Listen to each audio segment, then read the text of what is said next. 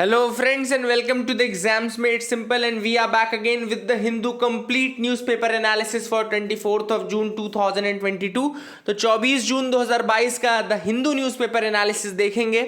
जो लोग हमारे चैनल के साथ बने हुए हैं पहले समय से या जो लोग नए आए हैं उन सबको बता दूं कि करंट अफेयर्स का इससे ज़्यादा अच्छा एनालिसिस और इससे ज़्यादा कंप्लीट एनालिसिस आपको नहीं मिलेगा। So be sure of that, just be with us. आप थोड़ा सा टाइम दीजिए अपने आप को, यहाँ पे एक बार अकस्टम्ड हो जाएंगे आप मेरे तरीके से तो आपको अच्छा लगेगा। तो please do like it, do share it अगर आपको पसंद आता है कंटेंट। तो स्टार्ट करेंगे सबसे पहले क्वेश्चंस के साथ जो कि प्रीलिम्स के लिए इंपॉर्टेंट होते हैं। कुछ प्रैक्टिस हम कर लेते पहले। सबसे पहला सवाल है, with reference to the international energy agency consider the following statements. International energy agency के रिगार्डिंग आपको स्टेटमेंट दिए हैं। पहला स्टेटमेंट कह रहा है, it was established based on the framework of the organisation for economic cooperation and development. ठीक है ना, OECD के फ्रेमवर्क ऑफ इकोनॉमिक के उससे बना है ये। दूसरा कह रहा है, IEA releases the world energy outlook report. दूसरा स्टेटमेंट क्या कह रहा है कि वर्ल्ड एनर्जी आउटलुक रिपोर्ट निकालता है। तीसरा स्टेटमेंट कह रहा है, India is a full time member of IEA। ये तीसरा स्टेटमेंट है। अब आपको बताना है कि कौन से स्टेटमेंट इनमें से सही है, 2 and 3, 3 only, 2 only या 1 and 2 only। Question number second है, serpent island is situated in. तो सरपेंट आइलैंड कहाँ सिचुएटेड है, ये सेकंड क्वेश्चन है। Options are a Russia, China, Ukraine या जापान। तो इनमें से कहाँ पे किसकी आप बोल सकते हैं कि उसमें ये सरपेंट आइलैंड आता है। क्वेश्चन नंबर 3 है, डच डिसीज फिनोमिना क्या है। कल के न्यूज़पेपर में मैंने आपको पढ़ाया था, अगर आपको याद हो तो आपको बताना है डच डिसीज फिनोमिना क्या है। ऑप्शंस आपके सामने हैं, uneven growth witnessed across sectors. Second है, level of imports of a nation far exceeds its level of exports. Third है, presence of indirect trade barriers. या फोर्थ है, ग्रोथ ऑफ कार्टिलाइजेशन। तो दिस इज डच डिसीज। परसों का newspaper था, sorry Hindu का परसों का एनालिसिस था। अगर आपने नहीं देखा है तो आप देख सकते हैं। तो आपको ये 3 सवाल के आंसर देने हैं। एक एक करके मैं आंसर्स तो आपको बता दूंगा, लेकिन आई होप कि आप अटेम्प्ट करेंगे। अगर नहीं किया है पॉज करके अटेम्प्ट कर लीजिए और फिर उसके बाद आंसर्स मैच कर लीजिए। सबसे पहला सवाल मैंने आपसे पूछा कि IEA के रिगार्डिंग स्टेटमेंट्स कौन से सही हैं। देखो पहला स्टेटमेंट बिल्कुल सही है। IEA यानी कि इंटरनेशनल एनर्जी एजेंसी का जो पूरा फ्रेमवर्क है वो OECD पे बेस्ड है, और इसका मेंबर होने के लिए आपको OECD का मेंबर होना भी आवश्यक है। ये भी इसकी कंडीशन है। एंड सेकेंड जो है, IEA रिलीज करता है वर्ल्ड एनर्जी आउटलुक रिपोर्ट। ये भी बिल्कुल सही स्टेटमेंट है।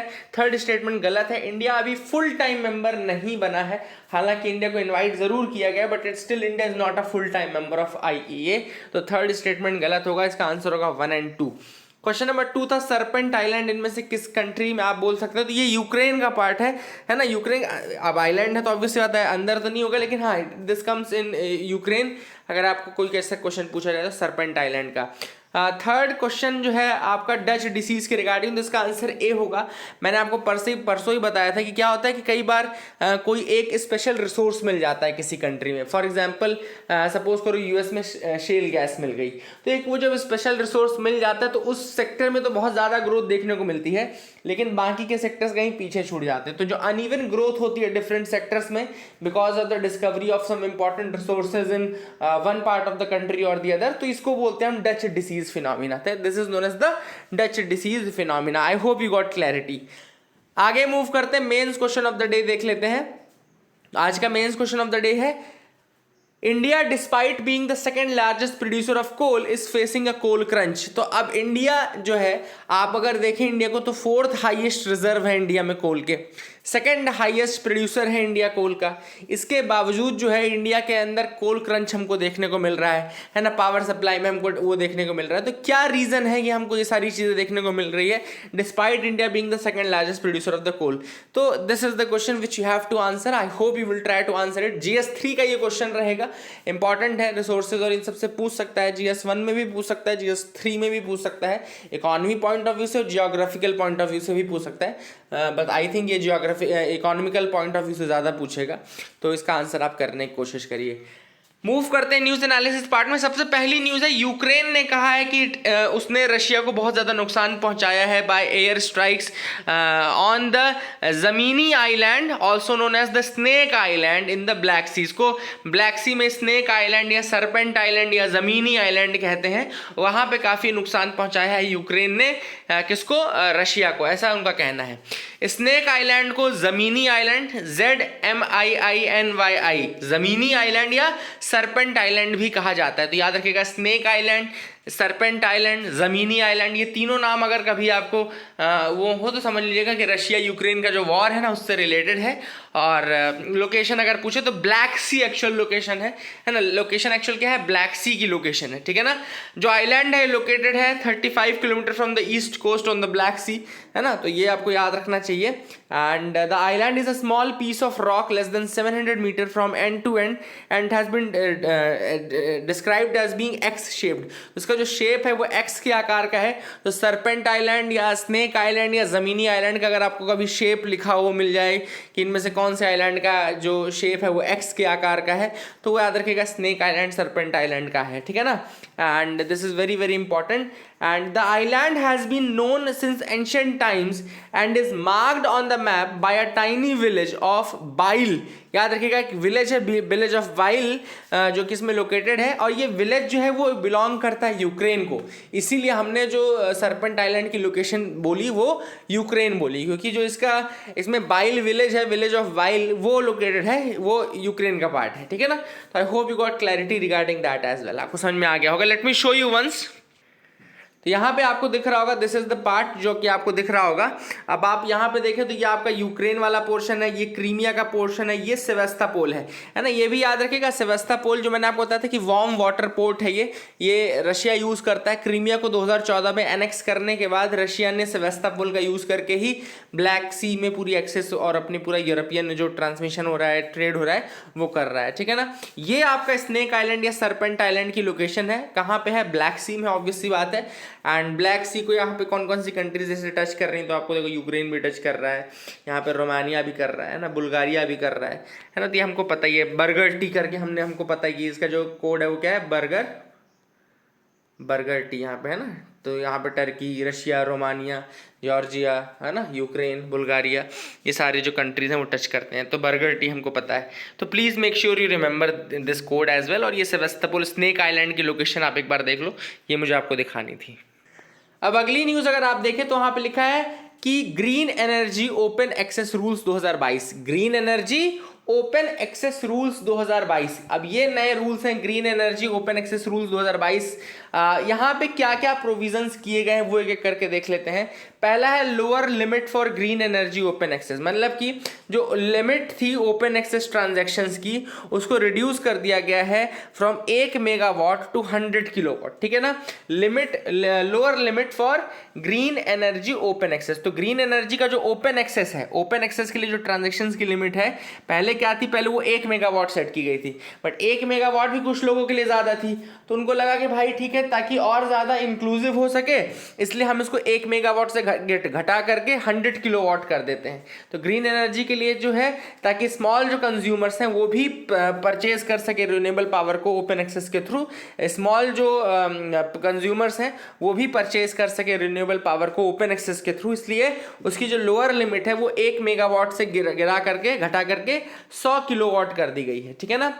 दूसरा इन्होंने कहा है कि setup a central nodal agency. तो रूल्स कहते हैं कि एक सेंट्रल नोडल एजेंसी बनेगी for operating a single window green energy open access system through a centralised registry. तो एक सेंट्रलाइज्ड रजिस्ट्री के माध्यम से एक सेंट्रल नोडल एजेंसी रहेगी जो कि ऑपरेट करेगी single window green energy open access system को। Single window green energy open access system, याद रखिएगा, single window green energy open access system को ऑपरेट कराएंगे, ठीक है ना।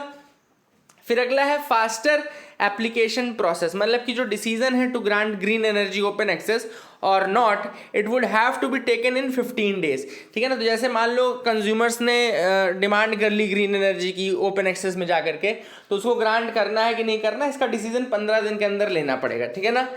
और इससे क्या बेनिफिट होगा, ओपन एक्सेस रूल्स जो है वो बेसिकली क्या करेंगे, कंज्यूमर्स को हेल्प करेंगे एंड कंज्यूमर्स को ग्रीन एनर्जी की एक्सेस प्रोवाइड करवाएंगे, है ना। It will put the discom finances under further strain, लेकिन डिस्कॉम्स ऑब्वियसली क्योंकि डिस्ट्रीब्यूशन जो कंपनीज है वो ऑलरेडी बहुत ज़्यादा स्ट्रेन में चल रही हैं, है ना, तो हो सकता है कि उनके ऊपर जो स्ट्रेन है वो और बढ़ जाए, ठीक है। So that is the thing which is important, and these are some of the things. And states will be able to thwart the open access by citing technical issues, lack of transmission capacity. तो कई states ये भी कर सकते हैं कि वो open access को बोलें कि भैया चूंकि कुछ issues चल रहे हैं ट्रांसमिशन की कैपेबिलिटी में या कुछ ऐसे, इसलिए हम नहीं कर सकते। तो ये कुछ चीज़ें हैं जो कि हो सकती हैं फ्यूचर में, बट अभी आपको green energy open access rules जो थोड़े बहुत 3 रूल्स मैंने आपको बताए हैं। एक तो जो मैंने आपको बताया कि उसका जो लोअर लिमिट है वो घटा दिया गया है ताकि स्मॉल कंज्यूमर्स भी अगर डिमांड करना चाहें ओपन एक्सेस ग्रीन एनर्जी को तो कर सकें, उसको कर दिया गया है। देन एप्लीकेशन का टाइम पीरियड डिसाइडेड है कि 15 दिन में आपको करना ही करना, और सेंट्रल नोडल एजेंसी आपको बनानी है, ठीक है ना। अगली न्यूज़ है role of governor for calling a floor test. अब ये एक्चुअली इसलिए न्यूज़ में क्योंकि महाराष्ट्र में अभी आपको पता है एक अपहीवल हुआ जिसमें कि उद्धव ठाकरे का अब आउटगोइंग वो हो रहा है और बाकी एक जो जोड़ तोड़ की राजनीति है दोबारा से आ रही है। तो यहाँ पे आर्टिकल 174 का 2 उसका सबसेक्शन बी जो है वो कहता है it gives power to the governor to dissolve the assembly on the aid and advice of the cabinet, ठीक है ना। याद रखिएगा आर्टिकल 174 का जो क्लॉज 2 है, सब क्लॉज बी है, वो कहता है governor has the power to dissolve the assembly on the aid and advice of the cabinet, लेकिन governor can apply his mind when the advice comes from the chief minister whose majority could be in doubt, ठीक है ना। मगर अगर कोई ऐसा chief minister हो जिसकी खुद की मेजॉरिटी डाउटफुल है, अगर किसी सीएम की मेजॉरिटी खुद डाउटफुल है गवर्नर की नज़रों में, तो फिर गवर्नर अपना माइंड यूज कर सकता है, ठीक है ना। दूसरा है आर्टिकल 175(2) कहता है कि it says governor can summon the house and call for a floor test to prove whether the government has the numbers और नॉट। ऑब्वियसली ये तो हमको पता है कि गवर्नमेंट को डिसॉल्व करने से पहले गवर्नर का एक कर्तव्य बनता है कि वो फ्लोर टेस्ट करवाए on the floor of the house, ठीक है ना। तो फ्लोर टेस्ट होना जरूरी, ये 175 का क्लॉज 2 बोलता है। 163 जो है आर्टिकल वो पावर देता है गवर्नर को that he shall exercise his or her functions with the aid and advice of the council of ministers, but it also adds that he or she would not need their advice if the constitution requires the governor to carry out the function at his or her discretion। मतलब कि article 163 कहता है कि आपको aid and advice of the council of ministers use करना है, लेकिन उन जगहों पे जहां पे आपको कहा गया है कि आप अपना डिस्क्रिशन यूज करें, उन जगहों पे आपको नहीं करना है। तो ये भी क्लियर कट बात है। सुप्रीम कोर्ट ने भी कुछ चीज़ें कही गवर्नर के regarding for calling the floor test. तो 2020 में सुप्रीम कोर्ट ने कहा था बेसिकली कि जो द पावर ऑफ अगर मान लो स्पीकर के लिए कहा था उन्होंने पहले तो कि अगर स्पीकर को लगता है कि गवर्नमेंट ने मेजॉरिटी लूज कर दी है, then speaker has the right to call for a floor test if there is a prima facie view that government has lost its majority. अगर स्पीकर को लगता है कि गवर्नमेंट ने मेजॉरिटी लूज कर दी है, देन ही कैन आप वो कॉल कर सकता है। फिर कोर्ट ये भी ऐड करता है कि governor is not deprived of the power to order a floor test, लेकिन इसका मतलब ये नहीं कि गवर्नर जो है वो फ्लोर टेस्ट नहीं कॉल कर सकता है। अगर गवर्नर को लगता है कि गवर्नमेंट जो है वो मेजॉरिटी का या कॉन्फिडेंस कमांड नहीं करती है, तो फिर गवर्नर जो है वो फ्लोर टेस्ट के लिए बुला सकता है, ठीक है ना। तो ये पावर गवर्नर के पास भी है, और अगर स्पीकर को लगता है तो स्पीकर के पास भी ये पावर है। ये भी सुप्रीम कोर्ट ने अपहेल्ड की थी। तो ये दोनों चीज़ें आपको याद रखिएगा।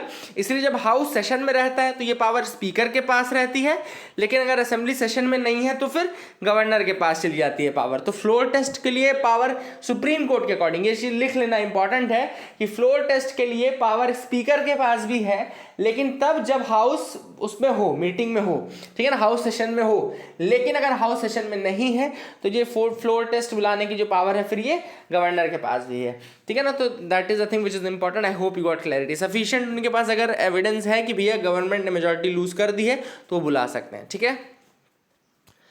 BRICS supports dialogue between Russia and Ukraine. अब यहाँ पे आपको पता है कि ब्रिक्स की मीटिंग हुई। कल मैंने इंडियन एक्सप्रेस का जो एनालिसिस किया था उसमें काफ़ी डिटेल में हमने बात की थी कि ब्रिक्स को कैसा फ्यूचर में स्टैंस लेना है। अगर आप लोगों ने नहीं देखा है वीडियो तो आप ज़रूर देख लीजिएगा, नीचे डिस्क्रिप्शन कमेंट में मैं आपको जो इंडियन एक्सप्रेस का है लिंक वो डाल दूंगा 23 तारीख के पेपर की। तो इंडियन एक्सप्रेस अब मैं डेली ही बनाऊंगा, तो जो लोग नए हैं सब्सक्राइब कर लें चैनल को, और उसको जो भी आइकन दबाना होता है वो देख लेना। और इसके अलावा जो लोग जुड़े हुए हैं पहले से वो इसको वीडियो को ज़रूर देख लिया करें, क्योंकि इसमें टोटली डिफरेंट चीज़ें हम डिस्कस करेंगे एक्सप्रेस में, उसके एडिटोरियल्स और उसके जो न्यूज़ आइटम्स हिंदू में नहीं है। तो आपका ऐसा नहीं होगा कि आप ये देख रहे हैं वो देख रहे हैं तो आपका कुछ मिक्स होगा, आपको टोटली नई चीज़ें ही देखने को मिलेगी, नई चीज़ें ही सीखने को मिलेंगी। तो you can watch that as well, ठीक है ना। तो यहाँ पे इम्पॉर्टेंट है कि ब्रिक्स का जो समिट हुआ उसमें जो कुछ चीज़ें नई आई हैं उनके बारे में आपको बता दूं। सबसे पहली बात, आपको यहाँ पे प्राइम मिनिस्टर मोदी ने फोकस किया post pandemic global economic recovery पे, ठीक है ना। पैंडेमिक के बाद किस तरीके से ग्लोबल इकोनॉमिक रिकवरी हो, इस पे हमारे प्राइम मिनिस्टर जी ने फोकस किया।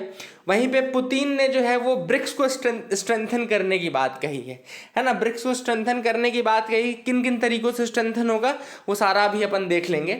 इसके अलावा जो जी जिनपिंग है, यानी कि जो चाइना के प्रेसिडेंट है, उनका कहना है कि कोल्ड वॉर जो मेंटालिटी है वो हमको ख़त्म करनी होगी, कोल्ड वॉर मेंटालिटी हमको ख़त्म करनी होगी, ठीक है ना।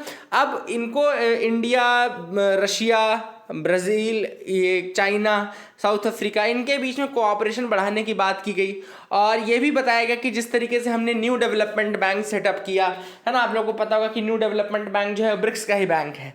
इसके अलावा सैटेलाइट एग्रीमेंट हुआ, Covid research and development centre setup किया गया साउथ अफ्रीका में, Covid research and development centre, ये ब्रिक्स के अंतर्गत हुआ, इसको लिख लेना।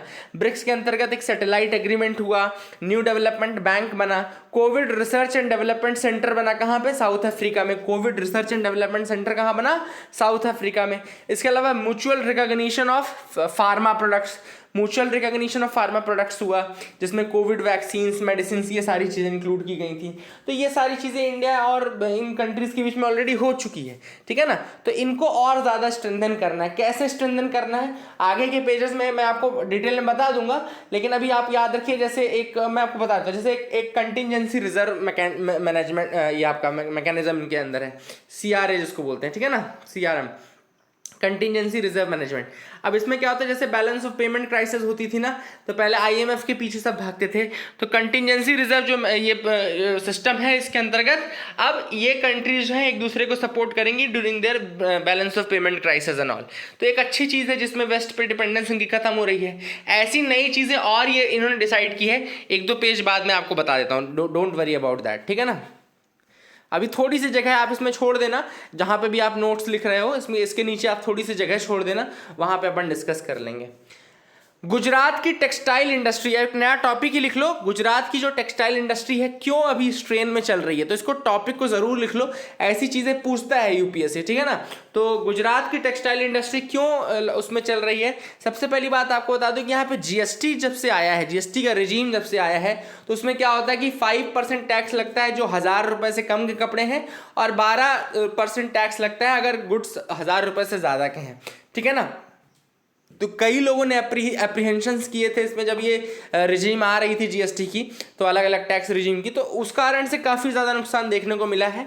और यहाँ पे जो ट्रेडर्स, उनका भी यही कहना है कि इस चीज़ से कारण जो बहुत सारे ट्रेडर्स हैं, जो ट्रेड है, it is moving away from the state of Gujarat to the markets of Bangladesh and Vietnam, ठीक है ना। तो क्योंकि वहाँ पर जो टैक्स इंसेंटिव्स हैं या टैक्स वो सब हैं, काफ़ी अट्रैक्टिव टैक्स ऑफ्स हैं वहाँ पे, और गवर्नमेंट मैन्युफैक्चरर्स को जो हैं गारमेंट मैन्युफैक्चरर्स को बहुत ज़्यादा अट्रैक्टिव टैक्स बेनिफिट्स और टैक्स इंसेंटिव्स दिए जाते हैं। तो वियतनाम और बांग्लादेश की तरफ सारे जो ये मार्केट्स हैं, सारे जो ये ट्रेड्स हैं, वो शिफ्ट होते जा रहे हैं because of the unhealthy tax practice of GST in India, ठीक है ना। तो ये आप सबसे पहला पॉइंट लिख लीजिएगा। इसके अलावा ऑथर ने यहाँ पे ये भी कहा है कि जो टैक्स तो एक अपने आप में इशू है ही है, दूसरा उन्होंने कहा कि पूरा का पूरा जो टेक्सटाइल इंडस्ट्री है वो क्रिपल हो चुका है because of the rising input cost. Obviously बात है, टैक्स भी उसका एक रीजन है, लेकिन सप्लाई, प्रोडक्शन, ये सारी चीज़ें जो है ना, रॉ मटेरियल्स की अवेलेबिलिटी, इन कारणों से जो इनपुट कॉस्ट है वो बहुत ज़्यादा बढ़ गई है। Input cost is rising a lot, है ना। फिर इसके बाद इनपुट कॉस्ट तो बढ़ी रही है, लेकिन रॉ मटेरियल्स की कमी के कारण प्रोडक्शन भी डिक्रीज हुआ है, प्रोडक्शन हैज ऑल्सो स्लम्ड, है ना। डिमांड फैक्टर था क्योंकि कोविड-19 के टाइम पे ज़्यादा डिमांड नहीं थी, है ना, और अभी यूक्रेन वॉर चल रहा है, इसलिए रॉ मटेरियल्स की सप्लाई पूरी नहीं हो पा रही है, या कहना चाहिए डिमांड भी अभी कुछ कम है। तो कुल मिलाकर के ये सारी रीजंस हैं कि क्यों गुजरात की जो टेक्सटाइल इंडस्ट्री है बहुत ज़्यादा अच्छे से काम नहीं कर रही है। अगला पॉइंट है कि एक्सपोर्ट्स में डिक्रीज देखने को मिला है। जो कॉटन का रेट है वो राइज करता जा रहा है, कॉटन का जो प्राइस है वो बढ़ता जा रहा है, पावर की कॉस्ट बढ़ती जा रही है, केमिकल्स की कॉस्ट बढ़ती जा रही है। इन सब कारणों से जो प्रोडक्शन कॉस्ट है वो काफ़ी ज़्यादा है एंड सेल्स काफ़ी ज़्यादा ड्रॉप हो चुके हैं, ठीक है ना। तो ये सारे पॉइंट्स आप ज़रूर लिखिएगा, बहुत ही इंपॉर्टेंट ये आर्टिकल मैं आपको बता रहा हूँ क्योंकि पूछता है ऐसा क्वेश्चन, बिल्कुल यूपीएससी पूछ सकता है आपसे मेंस में, तो स्पेशली GS3 में ऐसे ही क्वेश्चन को टारगेट करते हैं। 17 में तो मुझे याद भी है ये वियतनाम वाला ही क्वेश्चन था कि अपैरल इंडस्ट्री वियतनाम में क्यों शिफ्ट हो रही है, क्वेश्चन ऑलरेडी पूछा हुआ है 17 में ही, है ना। तो ये सारे रीजंस आपको लिखने हैं, है ना।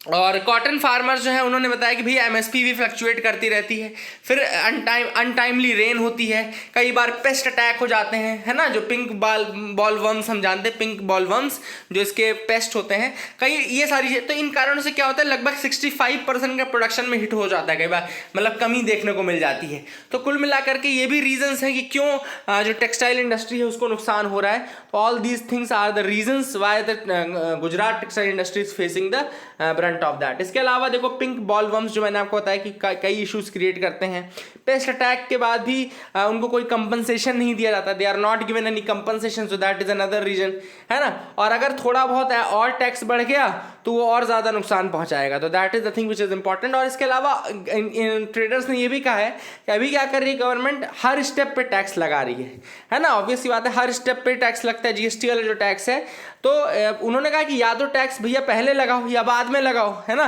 बट गवर्नमेंट क्या कर रही है, प्रोडक्शन के हर स्टेज पर टैक्स लगा रही है वैल्यू एडिशन के, इसलिए वो और ज़्यादा नुकसान दे रहा है to this entire industry. I hope you got clarity regarding that, आपको समझ में आ गया होगा। आगे मूव करते हैं, देखते हैं और क्या इंपॉर्टेंट न्यूज़ आर्टिकल्स हैं। तो अगला आर्टिकल देख लेते हैं, विल अग्निपथ एनर्जाइज और डीमोरलाइज द मिलिट्री। तो DS हुड्डा जी का आर्टिकल है। एक्चुअली परसों, अगर आपको इंडियन एक्सप्रेस याद हो, परसों का इंडियन एक्सप्रेस जो मैंने एनालाइज किया था, तो DS हुड्डा का ही आर्टिकल था जो कि उसमें आया था आपके इंडियन एक्सप्रेस में। तो कहीं न कहीं सिमिलर लाइंस में बात की गई है। सबसे पहले ऑथर ने बताया है कि क्या इसके फ़ायदे हैं। तो फ़ायदे में उन्होंने बताया कि भैया जो आर्मी की एज है वो 32 साल से घट के 26 साल हो जाएगी, 32 से घट करके 26 ईयर्स हो जाएगी। दूसरा इन्होंने कहा है कि जो नए लड़के आएंगे तो वो टेक्नोलॉजिकली थोड़ा ज़्यादा सेवी होते हैं, इसलिए जो ज़्यादा जो नई मॉडर्न टेक्नोलॉजी है या मॉडर्न इक्विपमेंट है ज़्यादा बेहतर ढंग से वो उसको हैंडल कर सकते हैं, ठीक है ना। कई इस पर से ITI के आएंगे, कई जो टेक्निकल इंस्टीट्यूट्स के हैं ऐसे लड़के आएंगे, तो काफ़ी ज़्यादा मदद मिलने वाली टेक्नोलॉजिकली एटलीस्ट, ठीक है ना। इसके अलावा अग्निपथ जो है वो रिड्यूस करेगा सैलरी एंड पेंशन बजट को, है ना। तो जब सैलरी एंड पेंशन बजट घटेगा तो ऑब्वियसली बात है वो फिर कैपिटल एक्सपेंडिचर में लगाया जा सकता है पैसा। जब कैपिटल एक्सपेंडिचर में आप पैसा लगा दोगे तो उससे थोड़ा मॉडर्नाइजेशन आर्मी का बढ़ जाएगा, ठीक है ना। तो ये एक इंपॉर्टेंट चीज़ है। इसके अलावा इन्होंने कहा कि जो ये 75% लोग वापस जो सिविलियन सोसाइटी में आएंगे तो उसमें थोड़ा डिसिप्लिन ज़्यादा बढ़ेगा, वहाँ पे काम का स्टैंडर्ड बढ़ेगा, ठीक है। तो ये सारे कुछ इनके पॉइंट्स हैं जो उन्होंने कहे हैं, ठीक है। प्लस एक कहा कि जो मिलिट्री में शॉर्टेज है नॉन कमीशन्ड ऑफिसर्स की, इनकी वो कमी पूरी हो जाएगी कहीं ना कहीं। दूसरा, कुछ ऑब्वियस सी बात है, कोई भी नई स्कीम आती है तो कंसर्न्स और चैलेंजेस प्लस अच्छे पॉइंट्स सब कुछ उसमें रहते हैं। कुछ कंसर्न्स भी हैं, जैसे कि ऑथर ने कहा कि जेन्युइन कंसर्न ये है कि किस तरीके से अग्निवीर अपना मोटिवेशन मेंटेन रखेंगे, क्योंकि इनको पता रहेगा कि मोस्ट ऑफ देम 4 साल तक के लिए ही काम कर रहे हैं, तो फिर वो अपना मोटिवेशन कैसे बनाएंगे, ठीक है ना। दूसरा, जैसे कि मोरल और मोटिवेशन तो है, कोहेजन, यूनिट का कोहेजन कैसे मेंटेन रहेगा, है ना। तीसरा पॉइंट ये है कि चूंकि एक आर्मी इनको बहुत 17-18 साल की उम्र में इनको सिखा दिया जाएगा सारे वेपन्स हैंडल करना, और बाद में ये सोसाइटी में आ जाएंगे तो कहीं इससे मिलिटराइजेशन ऑफ सोसाइटी तो नहीं होगा, है ना। चौथा एक इंपॉर्टेंट पॉइंट है, इसमें क्वेश्चन पूछा गया था कि इनके जो इंसिग्निया होते हैं, जैसे कि क्या होता है आर्मी के, अगर आप यूनिफॉर्म देखो, जैसे सपोज करो इस तरीके की कोई यूनिफॉर्म अगर है ना, कोई यूनिफॉर्म है, तो यहाँ पे हाथ में एक सिंबल रहता है, जैसे मान लो कुछ भी सिंबल है, जैसे सपोज करो इस चीज़ का कि एक कोई मार्क इस तरीके का मार्क है, सपोज इस तरीके का मार्क है, ठीक है ना। अब ये इंसिग्निया कहलाता है, ठीक है ना, जो आपकी यूनिट है उसको रिप्रेजेंट करता है। आप सपोज करो कहीं पे इस तरीके से कोई चिड़िया बनी हुई है, इंसिग्निया किसी का चिड़िया है, ठीक है ना। तो इनका कहना है कि अग्निवीरों का जो इंसिग्निया रहेगा वो डिफरेंट रहेगा बाकी मेंबर्स से। तो ये बहुत गलत बात है। डी एस हुड्डा जी ने इसके में यही कहा है कि इंसिग्निया जो है वो हमेशा सेम रहना चाहिए जो भी एक यूनिट में लोग हैं। क्यों? क्योंकि वो एक ही यूनिट में एक जैसा काम कर रहे हैं। इंसिग्निया बदल जाते ही क्या होता है कि दो क्लास ऑफ उसमें फिर सोल्जर्स आ जाते हैं। There are two class of soldiers ना, वो अलग अलग क्लासेस रिप्रेजेंट करने लगते हैं। तो ये काफ़ी इंपॉर्टेंट होता कि उनकी इंसिग्निया को भी सेम रखा जाता। तो ये एक पॉइंट है जो कि ऑथर ने ज़रूर उठाया है। आई होप यू गॉट क्लैरिटी, है ना। तो ये आपको याद रखना है। इसके अलावा इनका ये भी कहना है कि वैसे तो मिलिटराइजेशन वाला एक प्रॉब्लम है, लेकिन इतना ज़्यादा वो प्रॉब्लम नहीं परेशान करेगा क्योंकि इनके नंबर्स बहुत कम रहेंगे ना। The numbers are very less. तो सोसाइटी में अगर 75% वापस भी आते हैं तो उसमें से बहुत ही रेयर है कि कोई ऐसा इस तरीके से काम करेगा, इसलिए इनके चांसेस थोड़ा कम है। इसके अलावा ऑथर ने एक पॉइंट ये ज़रूर बोला है कि पहले इसको पायलट के रूप में करना चाहिए, सारे स्टेक होल्डर्स को साथ में बैठ करके फिर डिसाइड करना चाहिए कि कितना इफेक्टिव है, उसके बाद में इसको बढ़ा सकते हो। दूसरे जो इसमें एयर वाइस मार्शल मनमोहन बहादुर हैं, उनका ये कहना है कि 4 साल के तक तो उसको लग जाते हैं सब कुछ सीखने में। एक तो ट्रेनिंग पीरियड कम है इसका, फिर 4 साल जब में वो सब सारी चीज़ सीखेगा तो गवर्नमेंट उनको हटा देगी और फिर नया बैच ले आएगी, फिर से स्क्रैच से मेहनत, फिर से जीरो से मेहनत शुरू करनी पड़ेगी। तो ये एक पॉइंट है जो कि ऑथर ने ज़रूर सही उठाया है कि फिर से दोबारा से जो पूरी मेहनत लग जाएगी। बाकी वो 75% जो थे वो भी एक्सपर्ट ही हो गए थे लगभग, है ना, तो उनको कंटिन्यू क्यों ना किया जाए। तो ऑथर ने यहाँ पे सजेशन दिया कि ठीक है पायलट में आप चला लो भले, 1-2 बैच के बाद आप क्या कर सकते हो कि जैसे एसएससी में हुआ था, शॉर्ट सर्विस कमीशन में आपने क्या किया था, पहले 5 साल के लिए लाए थे, फिर बाद में उसको बढ़ा करके 10 साल कर दिया था। तो वही कहा कि बाद में इसको भले आप जो 4 साल का पीरियड है इसको बढ़ा करके 8 साल या 10 साल आप कर देना। So these are the suggestions which are given from this point of view. I hope you got clarity regarding that. The problem plaguing the thermal power generators. अब थर्मल पावर जनरेटर्स के क्या चैलेंजेस हैं? Obviously आपको पता है कि India का second largest producer है कोल का, एंड रिजर्व्स जो है हमारे पास 100 साल तक के लिए सफिशिएंट रिजर्व्स हैं। फिर भी कोल शॉर्टेज क्यों है? देखो सबसे पहले ऑथर ने यहाँ पे 2-3 रीजंस बताए कि क्यों पावर क्राइसिस है हमारे इंडिया में इस समय, irrespective of being that and that. तो यहाँ पे ऑथर ने कहा कि कुछ जो पावर प्लांट्स है वो टोटली डिपेंडेंट है इम्पोर्टेड कोल पे, है ना। जो पावर प्लांट बनते हैं ना वो भी कोल की क्वालिटी के हिसाब से बनते हैं। They are formed on the basis of the quality of the coal. So what is happening is that some of the power plants in India are dependent upon totally imported coal. वो totally imported कोल पर dependent है, उनमें आप यहाँ का local कोल use ही नहीं कर सकते, है ना। ऑब्वियसली हमारे यहाँ कोल की वेराइटी इतनी अच्छी नहीं है, कैलोरीफिक वैल्यू इतनी ज़्यादा नहीं है हमारे यहाँ के कोल की, ये भी आपको याद रखना है।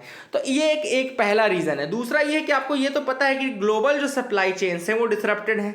ग्लोबल सप्लाई चेन्स डिसरप्ट होने के कारण हम कोल इंपोर्ट नहीं कर पा रहे हैं ज़्यादा, है ना। तीसरा जो पॉइंट ये है कि यहाँ प्राइजेस बहुत ज़्यादा इंक्रीज कर चुके हैं because of the Ukraine crisis and all, है ना। प्राइजेस बहुत ज़्यादा इंक्रीज कर गए हैं। चौथा जो रीज़न है कोल का, ये पावर सेक्टर का, वो है कि ये है कि कोविड के टाइम जो था, कोविड के टाइम पे जो था वो पावर डिमांड जो थी वो कम थी। अब अचानक से कोविड के बाद पावर डिमांड एकदम से सर्ज कर गई है। जब पावर डिमांड एकदम से सर्ज कर जाएगी तो ऑब्वियसली जो शॉर्टेज है वो आपको देखने को मिलेगी। तो कुल मिलाकर के ऑथर ने बोला कि पहला तो टोटली कई बार इंपोर्टेड कोल में कुछ हमारे पावर प्लांट्स डिपेंडेंट है, एक वो रीज़न। दूसरा मैंने आपको बताया कि जो ग्लोबल सप्लाई चेन है वो। तीसरा यूक्रेन रशिया का वॉर और बाकी जो ग्लोबल स्लो डाउनिंग इफेक्ट हैं वो। चौथा मैंने आपको बताया कि पावर डिमांड का अचानक से सर्ज हो जाना, वो भी है।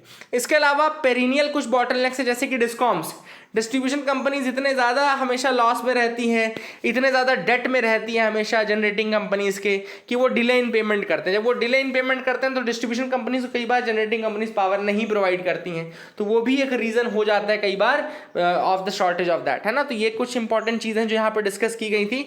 आई होप यू गॉट क्लैरिटी। अब आप आंसर लिख पाओगे इसको, है ना। Open network for digital commerce. अब open network for digital commerce क्या है, ये आपको वैसे मैंने पढ़ाया है, बताया है कई बार। Open network for digital commerce basically एक नॉट फॉर प्रॉफिट ऑर्गेनाइजेशन है जो कि ऑफर करेगी network to enable local digital commerce stores across the industries to be discovered and engaged by just one network application. ठीक है ना, तो एक ही एप्लीकेशन में आपको सारे के सारे जितने भी ई कॉमर्स के हैं, चाहे वो लोकल हो चाहे वो किसी भी डिफरेंट इंडस्ट्री के हों, सारे ई कॉमर्स प्लेटफॉर्म्स आपको एक ही उस पर दिख जाएंगे, है ना। ये नॉट फॉर प्रॉफिट ऑर्गेनाइजेशन है, ONDC, ओपन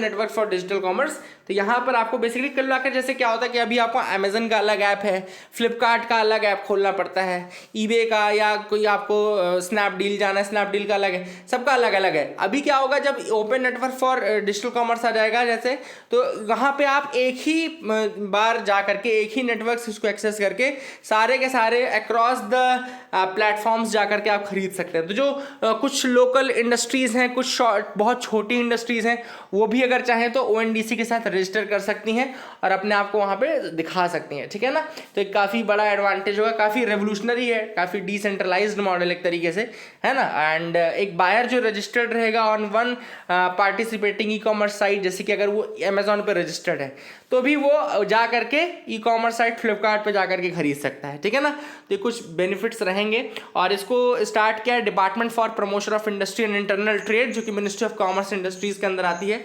तो ये काफ़ी इंपॉर्टेंट है और अभी इसको पायलट के रूप में दिल्ली, बेंगलोर, भोपाल, शिलोंग और कोयम्बटूर में इसको स्टार्ट किया गया है। दिल्ली, बेंगलुरु, भोपाल, शिलोंग एंड कोयम्बटूर में इसको स्टार्ट किया गया है।